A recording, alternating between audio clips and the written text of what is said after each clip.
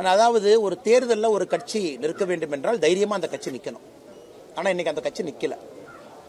நிற்காத ஒரு கட்சி இன்னைக்கு நாங்கள் நிற்கல ஒதுங்கிக்கிறோம்னு சொன்ன பிறகு அந்த கட்சி யாருக்கு ஓட்டு போடுங்க யாருக்கு ஓட்டு போடாதங்க என்று பிரச்சாரம் பண்ணுறதை நாமளும் பார்க்குறோம், சமூக வலைதளத்திலாம் பார்க்குறோம். அதையும் தாண்டி நான் ஏற்கனவே சொன்னது போலங்கன்னா அதை நான் பெரிய ஒரு பொருட்டாக எடுத்துக்கொள்ளவில்லை. காரணம், தேர்தலில் 3வது 4வது இடத்துக்கு வந்து விடுவோம் என்று தெரிந்துதான் அந்த குறிப்பிட்ட கட்சி நாங்கள் நிற்க மாட்டோம் என்று ஒதுங்கி இருக்கின்றார்கள். இன்னைக்கு அவங்க பிரச்சாரம் பண்ணி இவங்களுக்கு ஓட்டு போட்டுறாதீங்க, இவங்க முதல்ல வந்துடக்கூடாது அப்படிங்கிறது அவங்களுடைய டெஸ்பரேட் மெஷர். அதாவது கடைசி கட்டத்தில் யாரும் கூட இன்னொரு கட்சி வந்துவிடக்கூடாது. நான் ஏற்கனவே சொல்லியிருக்கேன், ஏ டீம் பி டீம்னு சொல்லியிருக்கேன். ஸோ நீங்கள் சொன்ன அந்த கட்சி இன்னைக்கு பிரச்சாரம் பண்ணுறாங்க, இவங்களுக்கு ஓட்டு போடாதீங்கன்னு சொல்கிறாங்கன்னா அவங்க ஏ டீமுக்கு சப்போர்ட் பண்ணுறாங்க. அந்த ஏ டீம் என்கின்ற திமுக ஜெயிக்க வேண்டும் என்பதற்காகத்தான் பி டீம் என்கின்ற அனைத்து இந்திய அண்ணா திராவிட முன்னேற்ற கழகம் ஒதுங்கி இருக்கின்றார்கள் என்பது விக்கிரவாண்டி இடைத்தேர்தல் பிரச்சாரத்தில் மற்றும் ஒரு முறை அது நிரூபணமாகிறது.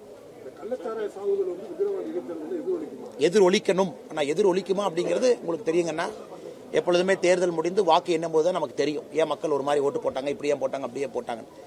எதிர் ஒலிக்க வேண்டும் என்பது எங்களுடைய விருப்பம். அதை மக்கள்கிட்ட பேசுகிறோம், மக்களும் மனதில் வச்சிருக்கிறாங்க. ஏன்னா ஒரு சாதாரண கள்ளச்சாராய சாவு என்று சொல்வதை விட இது ஒரு கள்ளச்சாராய கொலை என்று தான் பார்க்க வேண்டும். கொலை ஏன்னா கொலை பண்ணியிருக்காங்க.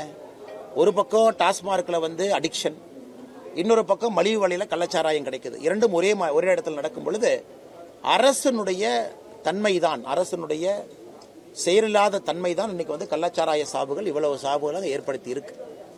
அதனால் இன்னைக்கு மக்கள் இதெல்லாத்தையும் பார்க்குறாங்க, பேசுகிறாங்க, அதை உன்னிப்பாக கவனிக்கிறாங்க. ஸோ இடைத்தேர்தல் ஒரு எம்எல்ஏனால ஆட்சி மாற போகிறது இல்லைங்கண்ணா. பட் இடைத்தேர்தல் ஒரு மெசேஜ். இடைத்தேர்தலில் மக்கள் கட்சி ஜெயிச்சிருச்சு, தேசிய ஜனநாயக கூட்டணி சார்பாக பிஎம்கே ஜெயிச்சிட்டாங்க, இதனால் ஆட்சி மாறப்போவது கிடையாது. ஆனால் மக்கள் சொல்லக்கூடிய மெசேஜ் அது. மக்களுடைய அதிருப்தி ஒரு இடைத்தேர்தல் மூலமாக வெளிப்பட வேண்டும் என்பது எங்களுடைய விருப்பம். ஆனால் இடைத்தேர்தல் அதே நேரத்தில் நியாயமான முறையிலும் நடத்தப்பட வேண்டும், அதுவும் எங்களுடைய வேண்டுகோள். இது நடக்கும் என்று நம்புகின்றோம். எல்லாருக்கும் அவருடைய கருத்து இருக்குண்ணா. அவருக்கு அவருடைய கருத்து சுதந்திரம். அரசியலுக்கு வர்றாங்க, மக்கள் முன்னாடி நடிகர் விஜய் அவர்கள் அவருடைய கருத்தை வைக்கட்டும். வரேன், அது 2வது வரேங்கண்ணா. ஸோ நீட்ட தேவை பொறுத்தவரை அவருடைய கருத்து என்ன இருக்கோ அது சொல்லட்டும். அது உதாரணத்துக்கு தேசிய ஜனநாயக கூட்டணிக்குள் இருக்கக்கூடிய பாட்டாளி மக்கள் கட்சிக்கும் நீட்டை பற்றி மாற்று கருத்து இருக்கு.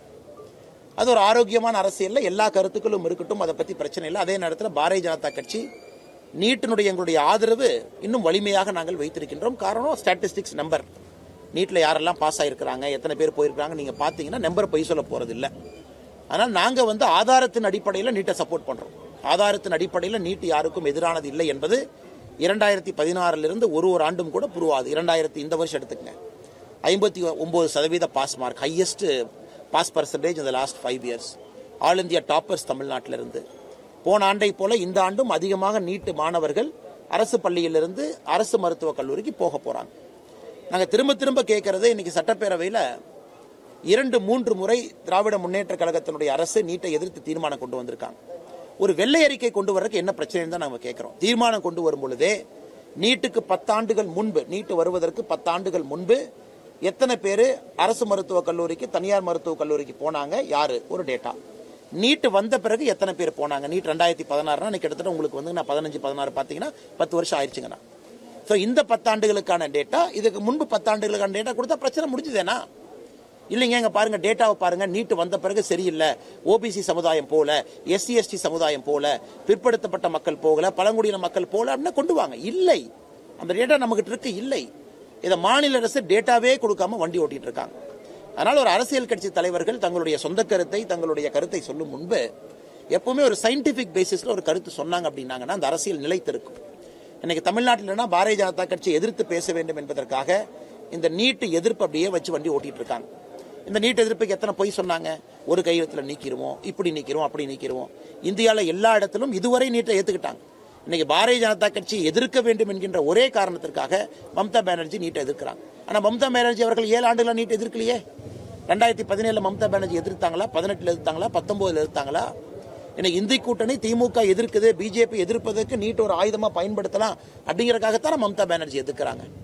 இன்னைக்கு 2வது, இப்ப நீங்க சொன்னீங்க நடிகர் விஜய் அவர்கள் ஒன்றிய அரசு அப்படின்னு சொல்லியிருக்காங்க. அண்ணா, நாங்கள் தெளிவாக இருக்கின்றோம். யார் என்ன வேண்டுமானாலும் சொல்லிக் கொள்ளட்டும். இந்தியாவினுடைய அரசியலமைப்பு என்ன உணர்த்தது? இந்த கட்சிகள் எல்லாமே 2021க்கு முன்னாடி ஒன்றியங்கிற வார்த்தை வந்துச்சா? இல்லை. ஆனால் இன்னைக்கு விஜய் அவர்களும் கூட திமுக சார்ந்த அரசியல் நான் கையில் எடுக்க போறேன்னா மோஸ்ட் வெல்கம், நோ ப்ராப்ளம். திமுக சார்ந்த அரசியல் எல்லாம் கையில் எடுத்தாங்கன்னா பாரதிய ஜனதா கட்சி மட்டும் தனித்திருக்கும். எங்களுக்கு அது சந்தோஷம். ஏன்னா எங்களுடைய இடத்துல நாங்கள் விளையாட போறோம். ஸோ விஜய் அவங்களும் திமுக எடுத்திருக்கக்கூடிய அப்படியே அந்த கொள்கை முடிவை சார்ந்து போறாங்க, போகட்டும், சந்தோஷம். திமுக அங்கேயே இருக்கட்டும், போட்டு சந்தோஷம். அதிமுகவும் அந்த பக்கம் இருக்கிறாங்க, சந்தோஷம்னா எங்களுடைய அரசியல் இன்னும் எளிமையாகுது. எனக்கு பாருங்க, பெரும் தலைவர்கள்லாம் இருக்கிறாங்க. இன்னைக்கு பாரதிய ஜனதா கட்சியினுடைய அரசியல் மட்டும் தனித்திருக்கு. அது எங்களுக்கு இன்னும் சந்தோஷம். 4 முனை போட்டியாக வரும்பொழுது தமிழகத்தில் 25% ஓட்டு வாங்கினா எம்எல்ஏ ஆயிரலாம். அதான் 2026 தேர்தலுடைய தாக்கம். அப்ப பாரதிய ஜனதா கட்சி சித்தாந்தம் மட்டும் தனித்திருக்கும்.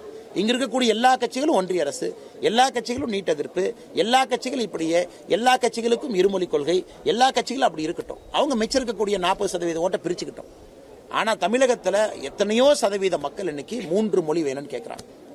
3வது மொழி எனக்கு பிடித்த மொழி வேண்டும் என்று கேட்கின்றாங்க. அது இந்தியா இருக்கட்டும், கன்னடமா இருக்கட்டும், தெலுங்கா இருக்கட்டும். தமிழ்நாட்டில் எத்தனையோ மக்கள் நீட்டு வேண்டும் என்று சொல்கின்றாங்க. அவங்க எல்லாம் பாரதிய ஜனதா கட்சியின் பக்கம் தானே வரப்போறாங்க. அதனால் இது எங்களுடைய அரசியலுக்கு இன்னும் பலமாக நான் பார்க்கின்றேன்.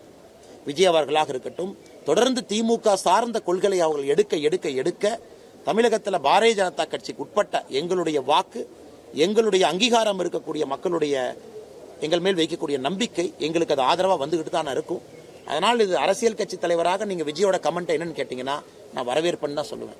ஏன்னா எங்களுடைய அரசியலுக்கு அது நல்லது, அது எங்களுடைய கட்சி வளர்ச்சிக்கு அது நல்லது தான். ஆனால் ஒரு சாதாரண மனிதனாக அந்த கருத்தை பார்த்தீங்கன்னா அது சரியில்லாத கருத்து என்று சொல்லுவேன். இன்னும் கொஞ்சம் சயின்டிபிக் டேட்டாவை பார்த்து அவங்க சொன்னாங்கன்னா, பேசினாங்கன்னா சிறப்பாக இருக்கும் என்பது எங்களுடைய கருத்துங்கண்ணா. என்ன மோடி சொல்லுங்கண்ணா. சரி.